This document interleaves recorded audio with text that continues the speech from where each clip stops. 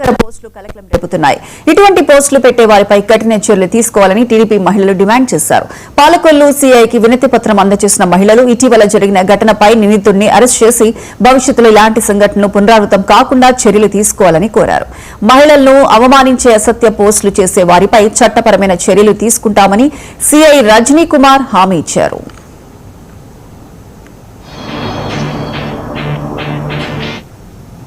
మా కోసం చాలా ఘోరంగా కామెంట్ చేశాడండి.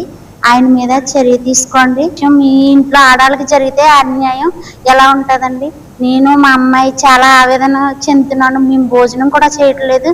మా ఇంట్లో పరిస్థితి ఎలా ఉందంటే అలా ఉంది. మమ్మల్ని అసలు మాకెవరో తెలియదండి, మమ్మల్ని బయటికి లాగాయని మా పైన కామెంట్ చేశారండి. ఈ విషయంలో మేము చాలా బాధపడుతున్నామండి. మాకు న్యాయం చేయమని మేము అడుగుతున్నామండి. ఈ విషయంలో మాకు చాలా బాధగా ఉంది. ఇంత అన్యాయమా? ఇలా చేయడం వల్ల వాళ్ళకి ఏంటండి, మేము ఎంతో బాధపడుతున్నాం. మాకు న్యాయం చేయమని మేము చాలా